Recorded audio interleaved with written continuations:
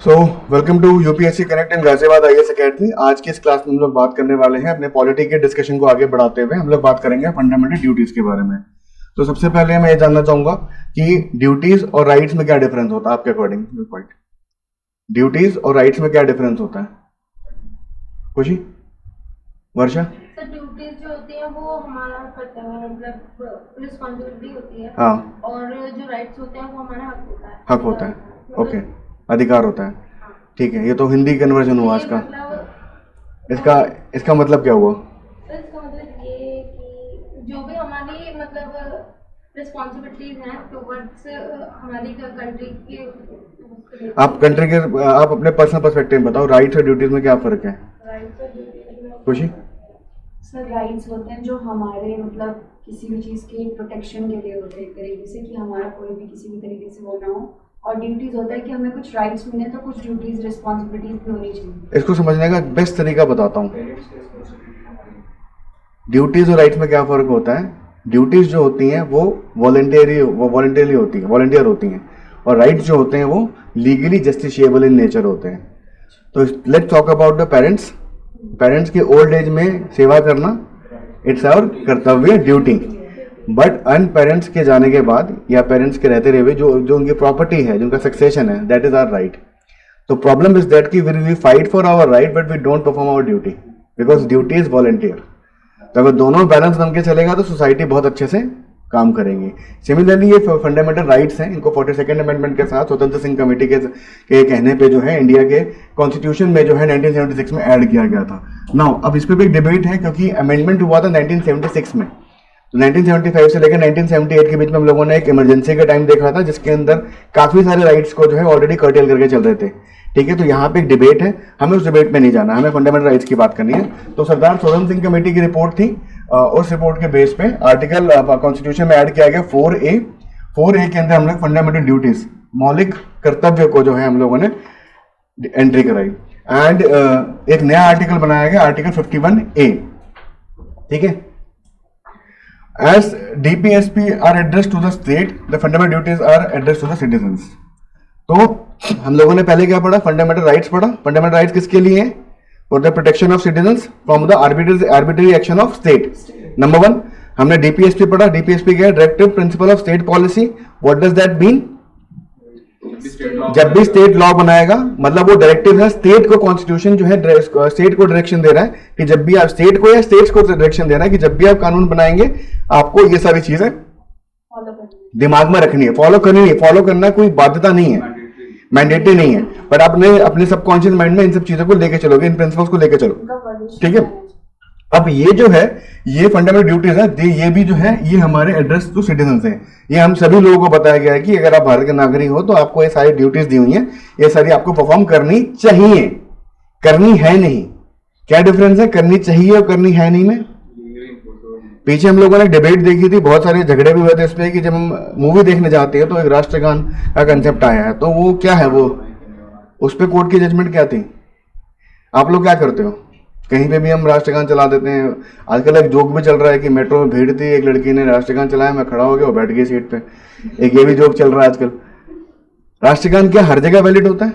हर तरीके से वैलिड होता है? हम देखते हैं क्रिकेट मैचेस के आगे अब जो है हम देखते हैं कि नेशनल एंथम जो है जो कंट्री होते हैं सबके respecting the national anthem, national flag, ये हमारी ड्यूटी है, बट वो अगेन लीगली इन्फोर्सेबल नहीं है। तो इस पे क्या हुआ था? इसमें बहुत मुद्दे हुए थे। मतलब 4 आदमी बैठे हुए, चार आदमी खड़े हैं और एक आदमी बैठे हुए, उनको अपने प्रो नेशनलिज्म पे कितनी खुशी हुई कि उन्हें जो नेशनलिस्ट शायद नहीं है या उसका मन नहीं है या उसकी टांगें काम नहीं कर रही हैं उसको उठा के पीट दिया। तो क्या मामला कोर्ट में गया? कोर्ट में क्या बोला? ठीक है, ठीक है, तो होमवर्क इस केस में कोर्ट ने क्या जजमेंट दी कल हम बात करेंगे इसमें। ठीक है, मुझे पता है, बट लेट अस डिस्कस, हम लोग ढूंढ के लाओ तो अच्छा रहेगा। अपार्ट फ्रॉम दिस थिंग अगर हम बात करते हैं लेट अस से कि राष्ट्रगान वाला एक मुद्दा हो गया, तो अभी हम देखते हैं कि हमारे को क्या क्या राइट्स हमें ड्यूटीज हमें दी गई हैं। 2-4 चीजें इंपॉर्टेंट है। सरदार सोलम सिंह कमेटी का नाम याद रखिएगा, पार्ट 4A का नाम याद रखिए, 51 आर्टिकल को याद रखिएगा, और अमेंडमेंट 42nd अमेंडमेंट एक्ट का। ये सारे जो फैक्ट को मैंने आपसे अंडरलाइन करवाए हैं इसलिए करवाए हैं कि यूपीएससी फैक्ट बेस्ड क्वेश्चंस अगर पूछेगा, क्योंकि इसमें डायनामिज्म भी कुछ नहीं है। ठीक है, तो वो इसी में से पूछेगा। हाँ, अगर ऐसा होता है कि अगर चल के सरकार कुछ और फंडामेंटल ड्यूटीज को इसके अंदर इंस्टाइन कर देती है या किसी को कर्टेल कर देती है, तब तो नो डाउट वो एक डायनामिक पॉइंट ऑफ व्यू से, current affair point of view से इंपॉर्टेंट हो जाएगा, बट अभी ऐसे कुछ चांसेस हमें दिख नहीं रहे हैं। ठीक है, the objective of this committee was to study the question of amending the constitution in the light of the past experiences and recommend the amendments. The 42nd Amendment Act, also called as the mini constitution, which amended the many articles, even the preamble, was the result of the recommendations of the Sadar Sorensen Committee. The 10th fundamental duties as per recommendation. Objective of incorporating the fundamental duties is to place before the country a code of conduct which the citizens expected to follow. यहाँ पे एक बात बोली गई है कि काफी चीजें अमेंडमेंट किए गए, काफी सारी चीजों को हमने लुक आफ्टर किया।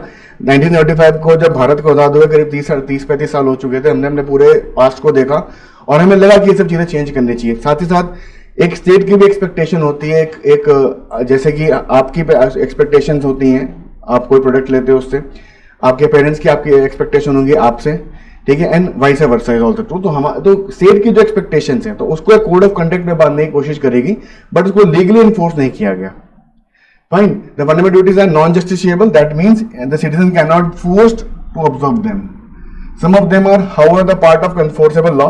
For example, Prevention of Insult of National Honor Act 1971 and so on. यही जो एक्ट है, इसी के ऊपर जो है सारा वो मामला चलेगा, जो जिसके बारे में आप कल रिसर्च करके आने वाले हो। However, if a citizen violates fundamental duties, his FR may not be restored and approaches the court. क्या लिखा हुआ है, ठीक है। अब क्या क्या है, कितनी है, इसके बारे में बात कर लेते हैं। To abide by the constitution and respect its ideal institutions and the national flag and national anthem. क्या बोला गया है? To abide the constitution and respect its ideal and institutions and national flag and national anthem. National anthem का बात आ गया इसके अंदर। तो अगर एक बात बताऊं कि ये जो आइडल्स हैं, हम जो फॉलो करते हैं अपने डे टू डे लाइफ में, जो पॉलिटिकल स्ट्रक्चर हम फॉलो करते हैं, हमारे आइडल्स कौन है? हमारे एमपीज। आप लोगों को एक चीज शायद याद हो, जब राफेल का मामला चल रहा था 2015-16-17 के आसपास, तो राफेल पे जो है कई सारे के एलिगेशंस लगे थे गवर्नमेंट के ऊपर, एंड गवर्नमेंट ने हर जगह से रेक्टिफाई भी कराया, मतलब रेटिफाई भी कराया था कि ऐसा कुछ नहीं हुआ। सुप्रीम कोर्ट का ऑर्डर था उसके ऊपर सीएजी का ऑर्डर था, उसके ऊपर जो है और भी तमाम तरह की जो फ्रांस की गवर्नमेंट है उसका ऑर्डर था। चलो फ्रांस की ऑर्डर छोड़ो, इंडिजिनस की बात करते हैं। दो बड़े इंस्टीट्यूशन का नाम ले रहा हूं मैं, CAG that is controller editor general, and दूसरा कौन है? Supreme court of India. कोई भी मुद्दा होता है उसकी जो सुनवाई होती कहां होगी? कोर्ट, लेवल ऑफ कोर्ट्स में होगी। तो हायर कोर्ट, सबसे हायर टॉप मोस्ट कोर्ट कौन सी है हमारी? Supreme court. सुप्रीम कोर्ट ने बात बोली थी, ऐसा कुछ नहीं हुआ था, ठीक है। साथ ही साथ जो हमारा सीएजी है, सीएजी क्या करते हैं? जितने भी हमारे देश में सरकारी अधिकार से सरकारी काम चल रहे हैं, उन सभी का कामकाज का अकाउंटिंग करता है। लाइक अगर मैं बोलूं, जब हम लोग 2008-9 में थे तो 2G 3G मामले सामने आए थे, ठीक है। तो जो हमारा जो न्यूज़पेपर था नेशनल टाइम्स ऑफ इंडिया का, मुझे आर्टिकल आज भी याद आता है, उसने लिखा था बड़े बोल्ड अक्षर में, ये जीरो है, करोड़ स्कैम, 1,76,000 करोड़ का स्कैम। 3G की बात हो रही है। तो क्या 1,76,000 करोड़ का कोई मतलब इतने पैसे कोई लेके चला गया या किसी ने घोटाला कर दिया? सीएजी ने, ये सीएजी रिपोर्ट पे बोला गया था। सीएजी क्या करती है? हर एक चीज को एनालाइज करती है, हर एक चीज पर रिपोर्ट ऑडिटिंग करती है। अगर प्राइवेट लिमिटेड कंपनी है तो उसके ऊपर भी सीएजी बैठी, वो सीएजी उसके ऊपर भी ऑडिटर्स बैठे होते हैं। आपको पता है हर कंपनी का ऑडिट होता है, चाहे आईसीसी बैंक हो, चाहे कोई भी प्राइवेट कंपनी हो, हर एक कंपनी का ऑडिट हो गया, उसकी रिपोर्ट हर साल जो है आरओसी के पास जानी जरूरी होती है। आरओसी क्या होता है? रजिस्ट्रार ऑफ कंपनीज, जो हर जोन में एक एक जगह पे इंस्टॉल्ड है, जो कि इन सब चीजों मिनिस्ट्री ऑफ कॉमर्स अफेयर्स के अंदर, कॉमर्स के अंदर आती है। तो ये क्या इतना 1,76,000 करोड़ का कोई लेके भाग गया था पैसे, क्या हुआ था? अच्छा, इस रिपोर्ट में और हम बोलते हैं कि नीरव मोदी का 11,000 करोड़, इन दोनों में डिफरेंस क्या है? कौन सा फिगर बड़ा है? ये जो था 1,76,000 करोड़ का लॉस हुआ था due to bad decision making, loss to government of India while selling the 3G spectrum. घोटाला कितना हुआ था वो आगे सीबीआई या फिर जो भी जांच करने वाली एजेंसी होगी वो बताएगी। और ये 11,000 करोड़ क्या था? ये लोन लेके इसको डिफॉल्ट करा दिया गया था। तो ये पैसे डायरेक्टली चला गया था और इसमें ये इतना बड़ा एक्सचेकर को लॉस हुआ था। हम जो है 1,76,000 करोड़ रुपए और कमा सकते थे उसी 3G सेक्टरों को बेचकर, जो हम लोगों ने नहीं कमाए due to bad decision making और due to bias decision making. ये डिफरेंस हमें याद रखना। सीएजी जो है रिपोर्ट देती है, तो ये रिपोर्ट थी, 2G की रिपोर्ट थी, कोल एलोकेशन में जो दिक्कत हुई थी उसमें रिपोर्ट थी, चारा घोटाला हुआ था 98-99 में, उस पर सीएजी की रिपोर्ट थी। तो ये 2 इंपॉर्टेंट कॉन्स्टिट्यूशनल बॉडीज हैं, मतलब सुप्रीम कोर्ट तो है ही, प्लस सीएजी भी कॉन्स्टिट्यूशनल बॉडी है। तो यहां पे क्या बोला गया, आइडियाज एंड इंस्टीट्यूशन। हम राफेल की बात कर रहे हैं, राफेल की बात में जो है ऑपोजिशन पार्टी फिर भी लगातार बोल रही थी। सीएजी ने बात रेटिफाई कर दी, गवर्नमेंट ऑफ फ्रांस ने, फ्रांस से लिया ना हमने, गवर्नमेंट ऑफ फ्रांस ने बात क्लियर कर दी, सुप्रीम कोर्ट ने बात क्लियर कर दी, बट फिर भी जो प्रोटेस्ट लगातार जो है लगातार पार्लियामेंट को रोका जा रहा था, क्योंकि उनके लीडर को लगता था कि ऐसा कुछ हुआ है गलत। तो अगर 51A खुद ही अगर हमारे नेता नहीं मानेंगे तो हम आम आदमी से कैसे एक्सपेक्ट कर सकते हैं? पहली चीज एक क्वेश्चन उठता है यहाँ पे। तो ये ध्यान रखिएगा कि ये केस इंस्टेंस जो मैंने आपको कोट किया, but you are not suppose to quote this, बस आपको ध्यान में रखना कि ऐसा भी हुआ था। क्योंकि क्या बोल रहे हैं इसके अंदर, आइडियल इंस्टीट्यूशंस की बात कर रहे हैं, ठीक है। Now to cherish and follow the noble ideas which inspired our national struggle for freedom, मतलब जो हमारे नेशनल जो हमारा नेशनल स्ट्रगल ऑफ फ्रीडम हुआ था, बेसिकली हम 1857 के बाद की बात कर रहे हैं। जितने भी नेता थे, जितनी भी ऑर्गेनाइजेशन थी, उनकी पूरी लड़ाई, उनकी पूरे स्ट्रगल को चेरिश करना। To uphold and protect the sovereignty, unity and integrity of India, Bharat की संप्रभुता, एकता और अखंडता का टेक केयर करना, मतलब भारत के अगेंस्ट कंस्पायर नहीं करना, ठीक है। To defend the country and render national service when called upon, so मतलब इन केस ऑफ इमरजेंसी। हालांकि इंडिया के अंदर ऐसा सिस्टम नहीं है। आप लोगों को कंस्क्रिप्शन सिस्टम पता क्या होता है? What is conscription system? किसने बोला यस? क्या होता है? नॉर्मल लोगों को जो है मिलिट्री में किया जाता है, ट्रेन किया जाता है। In the First World War and Second World War time, there was a concept in Germany and many other European countries, conscription system होता था कि in case अगर वॉर लगती है तो आपको भी जो है वॉलंटरी, आपको वॉलंटरी नहीं, आपको 110% आपको जाना ही जाना, उसके लोगों को ट्रेनिंग कर। हाँ, यूक्रेन में भी इस टाइम पे हो रहा, आम आदमी सिविलियंस को जो है वो लिया जाता है। हाँ, मार्शल लॉ नहीं, martial law something different. Martial law curfew नहीं हुआ, वो 144 है। मार्शल लॉ अलग हो गया, मतलब मिलिट्री टेक ओवर कर लेती है पूरा, मिलिट्री टेक ओवर कर लेती है मार्शल लॉ, ठीक है। हाँ, तो वो अलग वो पूरा ही केस ही अलग, सिनेरियो अलग हो जाता है। तो मैंने क्या बताया अभी, मैं आपको बता रहा था कि कंस्क्रिप्शन सिस्टम होता है जिसके अंदर मैंडेटरी आपको सर्विस देनी पड़ती थी in the arm forces. India के अंदर भी बात बोली जा रही है, बट ये फंडामेंटल ड्यूटीज का पार्ट नहीं, राइट्स का पार्ट है, तो ये इनफोर्सेबल नहीं है। अगर जरूरत पड़े तो हो सकता है आपको भी भेजा जाए। तो जब कारगिल वॉर हुई थी तो ऐसी कई सारी खबर चल रही थी कि कई सारे Bollywood actor including Nana Patekar wanted to go there, नहीं भेजा क्योंकि हमारे पास आर्मी अबंडेंस में थी, ठीक है। To promote harmony and spirit of the common brotherhood amongst all the people of India, मतलब रिलीजियस, लिंग्विस्टिक और रीजनल बैरियर को हटा के हमें भाईचारे को जो है प्रमोट करना है। To value and preserve the rich heritage of our composite culture, हमारे कंपोजिट कल्चर को भी वैल्यू करना है जो हम लोगों ने अब करना। हम अपने कंपोजिट कल्चर को चेरिश करते हैं? कंपोजिट कल्चर में तो हम शायद करते हैं, बहुत अच्छा बोला। हम कंपोजिट कल्चर को जो है चेरिश ना करके अपने पर्सनल कल्चर को बहुत ज्यादा वो करते हैं। अब कल्चरल डिफरेंस कितने हैं? अगर रिलीजियस कम्युनिटीज की बात करें तो बहुत ज्यादा है, अगर रीजनल भी है, लिंग्विस्टिक्स भी हैं, हर एक जगह पर अलग डिफरेंट। कल्चर को भी डिफाइन करना अपने आप में बहुत सब्जेक्टिव चीज है, कल्चर अपने आप में बहुत सब्जेक्टिव होता है, ठीक है। To protect and improve the natural environment including the forest, lake, rivers, wildlife, to have compassion for the living creatures, ये भी हमारा एक फंडामेंटल राइट बनता है कि हम जो है एनवायरनमेंट को प्रोटेक्ट करें, इसलिए हम सारी पराली जला देते हैं, including forest, lakes, rivers and wild life. चलिए इस पे बात करते हैं। एनवायरनमेंट को प्रोटेक्ट करने के लिए हमारा खुद का कॉन्ट्रीब्यूशन क्या हो सकता है? हम लोग जहां भी जा रहे हैं, हम थोड़ा सा भी ट्रैवल कर रहे हैं तो हम एक एनवायरनमेंट को एक कॉस्ट पे करनी पड़ रही है। हम अगर फोन यूज कर रहे हैं तो प्लास्टिक वाली कॉस्ट हम कर रहे हैं, कॉस्ट कौन पे करेगा? तो हम लोग अपना बिट क्या कर सकते हैं? अब जैसे कि 1 जुलाई से जो है कई स्टेट्स के अंदर जो है single use polythene is going to be ban. State ने ऑर्डर दे दिया है कि आपको जो है ये सिंगल यूज पॉलिथीन जो है बैन करनी है और अपने स्टॉक खत्म कीजिए।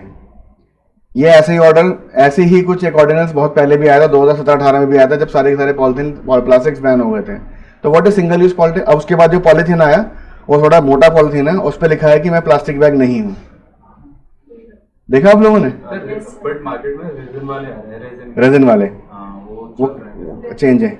अच्छा एक बात बताओ, तो ये जो हमारी जो रफल लेज हैं, कुरकुरे हैं, जो टॉफी के रैपर्स हैं, ये प्लास्टिक नहीं होते क्या? प्लास्टिक के सब्जी वाले भैया के पास ही होता है, छोले भटूरे वाले भैया के पास। डिफरेंस क्या है?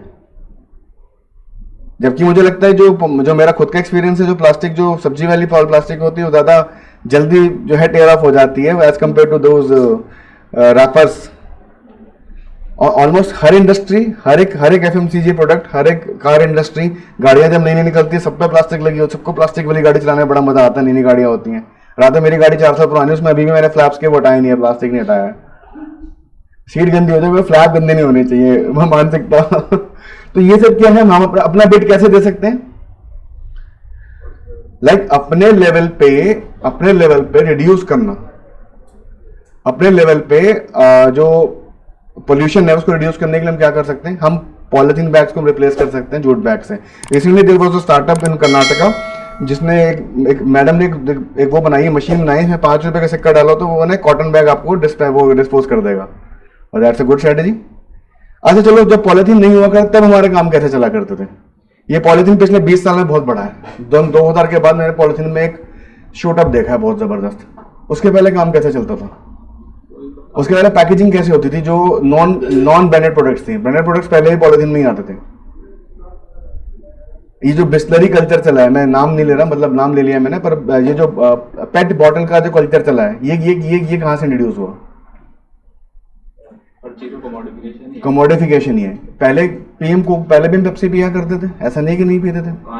कांच की बोतल आती थी, जो सबसे बड़ी बोतल 1 लीटर की बोतल होती थी। बस ये होता था कि तुम्हें उसके पैसे जो है डबल दे के आना पड़ते थे, जब वापस करते बोतल तो वापस, जैसे सिलेंडर है हमारा। अब सिलेंडर ऐसा तो नहीं खाली हो गया उठा के फेंक दिया, क्या करते हैं? वापस करते हैं, स्वाइपिंग बोल सकते हैं इसको।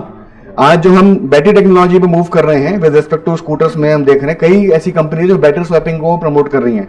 कई स्कूटर्स बैटरी स्वाइपिंग के स्टेशन बना रखे हैं, पुरानी लगा दो वापस और नई ले जाओ, उसमें से नई लगा के ले जाओ, क्योंकि ये एक सस्टेनेबल इंफ्रास्ट्रक्चर तभी बन पाएगा बैटरी का। क्योंकि अगर ऐसा होने लग गया कि गाड़ी तुम्हारी डिस्चार्ज होगी, 3 घंटे खड़े होकर चार्ज करो, क्योंकि उसमें तो OnePlus वाला चार्जर भी नहीं है, अभी नहीं है। और जिनके पास आईफोन है खड़े रहेंगे वो तो। अच्छा है, एप्पल जो है गाड़ी वालों को बैटरी सप्लाई नहीं कर रहा। ओके ठीक है, तो ये सब चीजें हैं इसके अंदर। अपार्ट फ्रॉम दिस थिंग हम लोग जो बात कर रहे थे कि सस्टेनेबल लिविंग की, तो इसमें एक तो वो हमने बात कर रहे थे कि 2000 में कैसे होता था। तो उस टाइम पे खाना कैसे पैक होता था रेस्टोरेंट्स के अंदर? पहली बात, जो प्राइवेट खाना था या जो हम बोलते हैं जो बाहर है खाना था, वो बहुत रेयर होता था। रेयर के अंदर भी क्या होता था, जो 2-3 जो इंडियन स्नैक्स होते थे वही डोमिनेट करते थे। 80s तक तो इसने ही किया। पिज्जा इंट्रोड्यूस हुआ था 82 के अंदर दिल्ली में, लोधी होटल से शुरुआत हुई थी उसकी, ठीक है। 82 में पिज्जा दिल्ली में है, और अब जाके वो कॉमन होना शुरू हुआ है। हो गया कॉमन। पिज्जा की पैकिंग किसकी होती है? कार्डबोर्ड की। चलो सस्टेनेबल है। But if you talk about any other thing, और जो हम खाना खा रहे हैं व्हाइट प्लास्टिक के डिब्बों में जो आ रहा है, PET जिसे बोलते हैं, अच्छा, जो पूरा डिलीवरी मॉडल बना है, जोमेटो स्विगी का पूरा डिलीवरी मॉडल डिलीवर होना है, कॉस्ट भी कम रखनी है, हाँ, लाइट भी होना चाहिए, तो लाइट भी होना चाहिए और कंप्लेसेंट भी होना चाहिए। अब देखो मैक्सिमम जो डब्बे आपके पास आ रहे हैं वो ब्लैक कलर के आते हैं, व्हाइट वाले लगभग ना के बराबर हो गए। क्यों? ये भी एक तरह का शिफ्ट है। कार्सिनोजन एलिमेंट जो है व्हाइट वाले में कंपैरेटिवली ज्यादा होते हैं, और जो ब्लैक वाले डब्बे होते हैं those are food grade plastics. White वाले डब्बे जो है ब्लैक वाले से बहुत सस्ते होते हैं। तो एक रेस्टोरेंट क्या किस लिए बना है? उसका शौक है खाना खिलाने का? नहीं, उसका शौक है अपनी लाइवलीहुड चलाने का, और जितना ज्यादा कमाई होगी उतना अच्छा उसके लिए। बिजनेस है भाई, बिजनेस का जो मेन मॉडल होता है, मेन मोटो होता है, दैट इज प्रॉफिट ओनली। तो यहाँ पे हम चीजें चेंज कर सकते हो। पहले खाना कैसे पैक होता था? हम लोग गिलास लेके जाते थे रेस्टोरेंट या ढाबों पर, और उसमें सब्जी पैक होके आती थी। अब कितना चेंज हो गया। उसके बाद व्हाइट कलर की पतली सी पॉलिथीन आ रही है, जिसके अंदर हम दाल मखनी गरम कुछ भी डलवा के लाते हैं और खा लेते हैं। उसके बाद हम कैंसर की दवाइयां ढूंढते फिर रहे हैं। हाँ, वो भी आ गई अब तो, वो भी ऑलमोस्ट आ गई। अभी रिसर्च है, कई रिसर्चेस से पहले ही पब्लिश हुई है, पर वो दवाइयां कभी पब्लिश नहीं हुई है। बहुत बड़ी इंडस्ट्री इसके पीछे खड़ी है। अगर दवाई का इलाज आ जाएगा तो इतनी बड़ी जो इंडस्ट्री पूरी ऑन्कोलॉजिस्ट की खड़ी हुई है वो कहाँ जाएगी? कुछ सोचो आप। और ये कोई सस्ता ट्रीटमेंट नहीं, ये भी नहीं है जो है। इसकी जो ट्रीटमेंट कॉस्ट बता 6 महीने में अप्रोक्सीमेटली 97 लाख $97,000 पड़ा था मैंने, या 9 लाख ऐसे कुछ था। सर 3 हफ्ते में एक बार दे रहे हैं, हम्म। 6 मंथ, $11,000 का मतलब है, मतलब 1 महीने का। $11 कितने हो गए? मल्टीप्लाई बाय 85 चल रहा है अब तो, 80 चल रहा है अब तो, हाँ सर ऑलमोस्ट 40-50 लाख 50 लाख का जा रहा है। तो अगेन ये बीमारी भी किसको ठीक करेगी? बट सर आ तो गई। अब 20 साल बाद जो है इसका पेटेंट हटेगा। अभी किसके पास है? ग्लैक्सो के पास है। अब ग्लैक्सो की मोनोपोली चलेगी इस पे 20 साल बाद जाके जेनरिक फॉर्म में आएगी। तो अगले 20 साल के बाद जो है आपको इसमें मतलब एक दवाई जो है अफोर्डेबल होगी। बट जो इतनी बड़ी इंडस्ट्री पिछले 15 साल में खड़ी हो गई है, उसका क्या होगा? हम सस्टेनेबिलिटी की बात करते हैं, कार्बन फुटप्रिंट्स की बात करते हैं। यहाँ पे हमने बोला कि हमें फॉरेस्ट लेक्स बताने चाहिए। कल एक शायद झारखंड गवर्नमेंट ने एक ऑर्डर पास किया जहाँ पे करीब 12,000 पेड़ कटने, तो उसको रोका गया, अच्छी खबर है। बट डेवलपमेंट के नाम पे हम लोगों ने बहुत सारे पेड़ काट दिए। अपने आसपास देखो, सबसे ज़्यादा श्रिंक गाजियाबाद का फॉरेस्ट कवर हुआ है पिछले 1-2 साल के अंदर। क्यों? क्योंकि हमें ऐसे ट्रेन चाहिए मेरठ जाने के लिए डायरेक्टली। अब डेवलपमेंट वर्सेस एनवायरनमेंट, ये डिबेट है जो एवर गोइंग है, ये हमेशा ही चलती रहेगी। हमें इसके अंदर ये चीज़ देखनी है कि सस्टेनेबिलिटी किस में आ रही है, क्योंकि अगर वो ट्रेन चलेगी तो कई सारी गाड़ियां रोड से हटेंगी, तो वो उसको कंपनसेट करेगी। पर इनका एग्जैक्ट कैलकुलेशन करना किसी भी साइंटिस्ट या किसी भी इंसान के लिए लगभग नामुमकिन के बराबर होता है। तो दिल की तसल्ली होती है कि हाँ चलो पेड़ काट के हम ट्रेन बना दी, इतने लोग सफर करेंगे, इतनी गाड़ियां हट जाएंगी, इतना पोल्यूशन कम हो जाएगा। बट ऐसा नहीं है। अफ्रीका के कई कंट्रीज ऐसे हैं जो गरीब होने के बावजूद इस टाइम पे अरबों पेड़ लगाने की बात कर रहे हैं, वो लगा रहे हैं। केन्या के अंदर जो है आजकल एक गुलेल से पेड़ लगा रहे हैं। Can you imagine? उनके पास एक बॉल है, मतलब एक सीड का बॉल है, उसको वो थ्रो करते हैं स्वैम्प के अंदर, वो पेड़ लग जा रहा है। इस तरीके से पेड़ लगाया जा रहा है अफ्रीका के अंदर। अफ्रीका ने ही क्यों सारी जिम्मेदारी ले रखी है अपने ऊपर? गोल्ड देने की, जिंक देने की, बैटरी में क्या लगता है, लिथियम देने की, सारे मिनरल्स देने की, और उसके बाद गुलामी करने। अफ्रीका ने जिम्मेदारी क्यों दे रखी है? रिसोर्सेज हैं और डेवलपमेंट ना के बराबर है।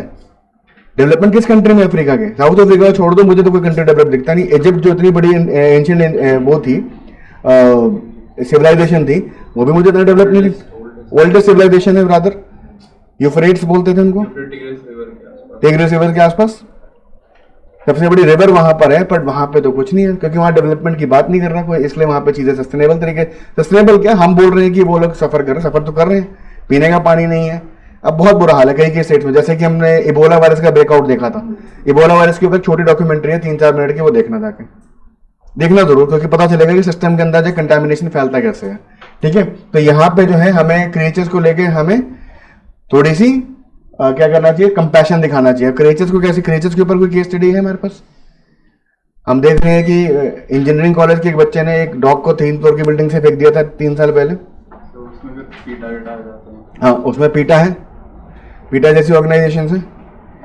ठीक है, तो हमें अब तुम कोई शेर के आगे कंपैशन क्या दिखाएगा? कोई शेर आ गया तो कंपैशन क्या दिखाएगा? कोई कोबरा आ गया तो कैसे कंपैशन दिखाओगे? क्रोकोडाइल, मैं देख रहा था कि उड़ीसा में क्रोकोडाइल घूम रहा है किसी रिहायशी कॉलोनी के अंदर ना कंज्यूम करके उसको जो है सर वो बर्ड के एक्सटेंशन का एक रीजन भी है। हाँ। मतलब चाहे वो वाइल्ड एनिमल्स नहीं हो, तो इसमें एलिफेंट हो गया, हाँ, वो हो गया, एलिफेंट का तो सबसे बड़ा जो रीजन ये है कि आइवरी है। आइवरी की डिमांड कम कैसी होगी? आइवरी की डिमांड कभी कम नहीं होगी, क्योंकि वो एक बहुत ज्यादा लग्जरी, अल्ट्रा लग्जरी। अभी रिसेंटली कल परसों एक केस था कि आइवरी पोजीशन के लिए किसी पे केस चल रहा है, बहुत फेमस फिगर है वो, उसकी सुनवाई शुरू हो गई है। आइवरी क्या होता है? दांत। अब राइनोसोरस का जो हॉर्न होता था, अब तो राइनोसोरस बचा ही कहाँ हमारे पास। मतलब वही हाँ, एक्सटिंक्ट होते जा रहे हैं। ये सिर्फ इन छोटी चीजों के एक्सटिंक्ट हो रहे हैं, और बाकी जो हमारे जानवर, जो एडिबल जानवर हैं, वो उनको तो सब नर्चर कर रहे हैं, उनके फैक्ट्रीज उनके तो फैक्ट्रीज बन रही है। ठीक है, to develop scientific temper, humanism and spirit of inquiry, to safeguard public property and absorb violence, to safeguard public property. अच्छा, हम पब्लिक प्रॉपर्टी की जब बात करते हैं तो आप लोगों के दिमाग में क्या आता है? सब कुछ, रोड, ट्रांसपोर्ट, जितना है सब कुछ, ऑफिसेस।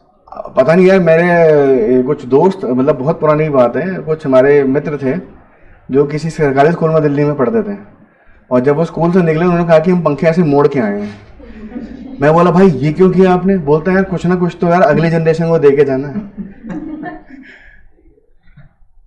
हम जब पहले डीटीसी बसों में बैठते थे तो जो नाम हम फेसबुक वॉल पर लिख पाते थे वहां पे लिख दिया करते थे कंपास से, है ना, क्या था वो एक्स लव वाई। हम जब किसी मॉन्यूमेंट पे जाते थे तो मॉन्यूमेंट पे इस तरह के बहुत सारे लिखे होते थे। तो किसी शायर ने कहा मॉडर्न टाइम के, कहते हैं कि जानू का नाम पत्थरों पर ना लिख के जानू को नाम से पेड़ लगाओ, ठीक है, तो ज़्यादा बेटर रहेगा। तो ये सब चीज़ें क्या है, पब्लिक प्रॉपर्टी का डिफेमेशन का मतलब क्या है, हम अपनी ही संपत्ति को खराब कर रहे हैं, क्योंकि वो जो संपत्ति क्रिएट करी गई है, बनाई गई है, वो हमारे ही टैक्सेस के पैसे से गई है। तो पहली बात, अगर आपकी गाड़ी हो उस पर छोटा सा स्क्रैच लग जाए, आपकी बीपी ऊपर नीचे हो जाता है। बट अगर वही सरकारी गाड़ी पे लग जाए, किसी ऐसी चीज पे लग जाए जो गवर्नमेंट कंट्रोल कर रही है, आपको फर्क नहीं पड़ता। बट अगर आप पब्लिक प्रॉपर्टी को भी अपनी प्रॉपर्टी समझिए, अब अपनी प्रॉपर्टी का मतलब ये नहीं कि जैसे तेजस ट्रेन चलाई थी, लोग टैब वैब निकाल के घर ले गए थे उसमें से। रेलवे का बहुत बड़ा नुकसान है इसके अंदर। रेलवे में हर साल जो है कितने सारे तकिए चद्दर चोरी हो जाते हैं, वो बोलेंगे पब्लिक प्रॉपर्टी है, हमारी खुद की प्रॉपर्टी। ये भी गलत है। जो प्रॉपर्टी जिस सिस्टम के लिए बनी उसको वहां छोड़िए आप। अभी रिसेंटली एक IRTS ऑफिसर ने एक ट्वीट किया था, उसके पास एक ट्वीट आया था कि रेलवे सर्विसेज आर पैथेटिक। तो दैट गाय रिप्लाइड टू गाय, उसमें एक सिंक था जो गुटके से भरा हुआ था, उसके अंदर पानी भरा हुआ था, बड़ा वायरल हुआ है ट्वीट, अभी लास्ट वीक की बात है। ये सेड कि आप अपने जो है गुटके से इसको बंद करोगे और रेलवे को दोषी दोगे। ये कितना एक्सटेंट होगा? हो सकता है कि जिस बंदे ने ट्वीट किया उसने गुटका ना खाया हो, बट किसी ने तो खाया। रिसेंटली जो कलकत्ता का ब्रिज है, कौन सा है वो, हावड़ा ब्रिज, हावड़ा, वहां के डिप्टी कलेक्टर ने सबको टैग कर दिया था, अक्षय कुमार, अजय देवगन और शाहरुख खान। पूरा आप लोग वो जो था ना, थूक के जो निशान होते, बोलते आप लोग जो प्रमोट करते हो उसको हमें साफ करना पड़ता है। That is public property. और गंदा शहर किसी को नहीं चाहिए। तो पब्लिक प्रॉपर्टी के केस में क्या चाहिए, हमें पब्लिक प्रॉपर्टी की भी उतनी ही इज्जत करनी चाहिए जितनी हम अपनी पर्सनल प्रॉपर्टी की इज्जत करते हैं। इससे क्या होगा, तो स्टेट का खर्चा कम होगा। बट ये चीज जो है मुझे लगता है कि जो पब्लिक प्रॉपर्टी के केयर टेकर उनको भी समझानी चाहिए। इस टाइम पे तुम आप आजकल में जरा नोटिस करना, दिल्ली में जो DTC की बसें चल रही है, जरा ध्यान देना, उन सभी के पीछे बैनर लगा हुआ कि मैं लेन ड्राइविंग करता हूँ, और एक बार उनको देखना है कितनी सेन ड्राइविंग करते हैं वो, ठीक है। ये मेरा ऑब्जर्वेशन है। To strive toward excellence in all sphere individual corrective activities the nation constantly rises to high. मतलब बेसिकली यहाँ बोल रहा है कि आपको जिस भी आप फील्ड में हो उसमें आपको एक्सेल करना है, ठीक है। तो हम लोग विमल में कर ही रहे हैं। The parent guardian provide to opportunity for education of his child. Ward 6 to 14 years के बीच में, मतलब पेरेंट है तो आपको ये एजुकेशन तो इतनी देनी है। 86 अमेंडमेंट के साथ जो है लास्ट फंडामेंटल ड्यूटी ऐड करी गई थी, not only the citizen but also the state take protection of the environment.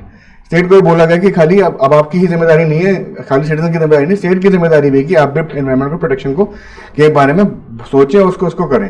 क्योंकि आज भी अगर देखा जाए कि अगर आप कोई भी एक्टिविटी करना शुरू करते हैं, लेट से कि अपना घर बना रहे हैं और उसके ऊपर कोई आपके प्लॉट पर कोई पेड़ भी लगा हुआ है, या आपको कोई ऐसी एक्टिविटी करनी है, जब NGT का भी ऑर्डर लागू हो जाएगा, अभी सितंबर अक्टूबर आते आते क्या हो जाएगा, कंस्ट्रक्शन बंद हो जाएगी, डीजल जेनसेट्स बंद हो जाएंगे। क्यों? PM लेवल बहुत ऊपर होगा, तो पराली का भी बड़ा अच्छा आउटपुट आएगा। आप देखना, बायोडीजल जिस दिन से शुरू हो जाएगा ना, एथेनॉल प्लांट शुरू हो जाएंगे, सारी पराली इसमें कंज्यूम हो जाएगी।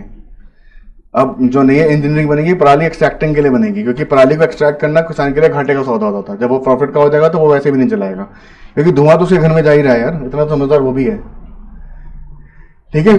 क्यों ये फंडामेंटल ड्यूटीज क्यों इंश्राइन करी गई थी? सबसे पहले कि भैया देशभक्ति लोगों के अंदर आए, पेट्रियोटिज्म जिसे बोलते हैं, ठीक है। मनोज कुमार की पिक्चरों ने काम नहीं किया था, उसके बाद फंडामेंटल ड्यूटीज लेके आई थी हमारी सरकार, ठीक है। Help them to follow a code of conduct that would strengthen the nation, protect its sovereignty and integrity, help state in performing diverse duties, harmony के लिए, to ensure citizen commitment towards the state and to check indiscipline prevailing at that time. ये सारे जो है objectives है, क्यों हम लोगों ने इसके तरफ हम आगे बढ़े। क्लियर है? एक बार अपने नोट्स में इसको पढ़ो, अगर कोई डाउट है we can have a discussion. फटाफट नोट्स में पढ़ो।